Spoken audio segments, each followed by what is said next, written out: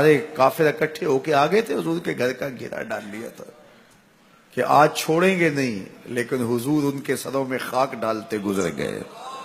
حفاظت اللہ نے اپنے محبوب کی ہے، بلکہ حضرت علی المرتضیٰ کو بستر پہ لٹایا، علی میرے بستر پہ سو جاؤ، امانتیں دے کہ تم بھی صبح آ جانا۔ حضرت علی بھی سو گئے، حضور کی حفاظت تو ہے ہی ہے، حضرت علی بھی سو گئے۔ جب صبح اٹھے تو انہوں نے دیکھا یہ تو علی المرتضیٰ ہے۔ اللہ اکبر، بڑے پریشان ہوئے کہ حضور کدھر گئے۔ اچھا، کسی نے حضرت علی سے پوچھا کہ تمہیں کیسے نیند آ گئی؟ ننگی تلواریں لیے وہ گھر کے ارد گرد تھے اور آپ چادر اوڑے سوئے تھے حضور کے مغالطے میں، وہ آپ کو بھی تو نقصان پہنچا سکتے تھے۔ تو حضرت علی نے کہا، حضور نے کہا تھا علی میرے بستر پہ سو جاؤ، صبح اٹھنا، امانتیں دینا اور مدینے آ جانا۔ مجھے یقین تھا سوؤں گا بھی، صبح اٹھوں گا بھی، امانتیں بھی دوں گا، مدینے بھی پہنچوں گا، اس لیے کہ حضور نے فرمایا ہے۔ جب حضور نے فرما دیا ہے تو پھر ہو کے رہے گا۔ جب حضور ہجرت کرتے ہوئے جا رہے تھے نا، 100 سرخ اونٹ حضور کی گرفتاری کے لیے نام رکھا ہوا تھا۔ سراقہ بن مالک یہ حضور کو گرفتار کرنے کے لیے آگے بڑھا اور اس کی لالچ یہ تھی کہ اتنا بڑا انعام ہے، مجھے مل جائے گا، لیکن اس کی سواری گھٹنوں تک دنس جاتی ہے، معذرت کرتا ہے، پھر ارادہ بدلتا ہے، پھر یہی ہوتا ہے۔ تیسری مرتبہ بھی جب ایسا ہوا تو سمجھ گیا کہ یہ تو میرے بس کا روگ نہیں ہے۔ اب اسے پریشانی ہوئی کہ جو آج اس حالت کے اندر بھی اللہ کی اتنی تائید کے سائے تلے ہیں، تو کل جب یہ دوبارہ پلٹیں گے اور مکہ ان کے قبضے میں ہوگا تو پھر میرے ساتھ نہ جانے کیا سلوک ہوگا۔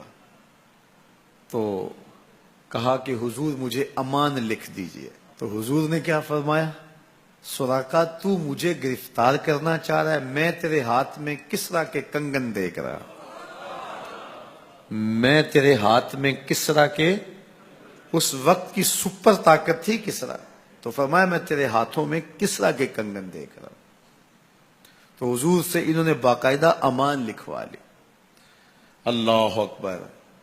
حضرت عمر کا زمانہ ہے، ایک جنگ میں حضرت سراقہ بن مالک بھی تھے، تو کافر قلعہ بند ہو گئے، اور یہ جب ان کے اوپر حملہ آور ہوتے ہیں تو وہ اندر سے پتھر پھینکتے ہیں، فصیل عبور نہیں کی جاتی۔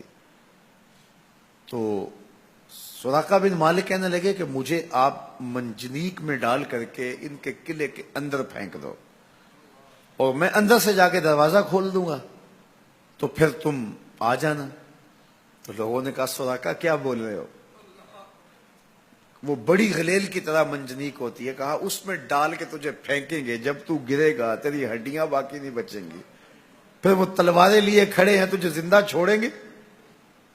تو حضرت سراقہ نے کہا مجھے کچھ نہیں ہوگا، اس لیے کہ حضور نے کہا تھا تیرے ہاتھوں میں کسرا کے کنگن دیکھ رہا ہوں، ابھی تک کنگن نہیں آئے، جب تک کنگن نہیں آتے موت آ ہی نہیں سکتی ہے۔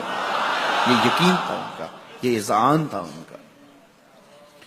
تو حضور کی حفاظت اللہ نے اپنے ذمہ کرم پہ لی ہے۔ سوال یہ ہے کہ باقی بھی اللہ کے سچے نبی ہیں، ان کی حفاظت اللہ نے اپنے ذمہ کرم پہ کیوں نہیں لی، اور حضور کی حفاظت اپنے ذمہ کرم پہ کیوں لی؟ باقی بھی کتابیں اللہ کی سچی منزل من اللہ کتابیں ہیں، ان میں تحریف راپ آ گئی، لیکن قرآن مجید کی حفاظت اللہ نے اپنے ذمہ کرم پہ لی۔ کیوں؟ تو اس کا جواب یہ ہے کہ اگر کوئی نبی شہید ہو جاتا ہے تو نیا نبی آنے والا ہے، اس کی جگہ کو پر کر دے گا۔ اگر کسی کتاب میں تحریف راپ آ جاتی ہے تو کوئی بات نہیں، نئی کتاب نازل ہونے والی ہے۔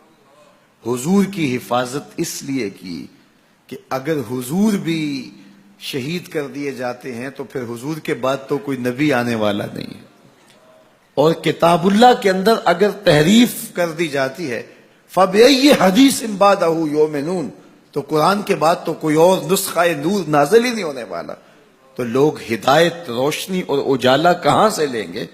اس لیے اس کتاب کو بھی باقی رکھا گیا اور مصطفیٰ کی بھی حفاظت فرمائی گئی۔ حضور کے آنے کے بعد اتمام دین ہو گیا. انا خاتم النبیین لا نبی بعدی، میں آخری نبی ہوں، میرے بعد کوئی نبی نہیں ہوگا. اور میں نے عرض کیا 100 آیات قرآنیہ، 210 احادیث اور صحابہ، تابعین، ائمہ اور بزرگوں کے ہزارہ اقوال اس میں موجود ہیں.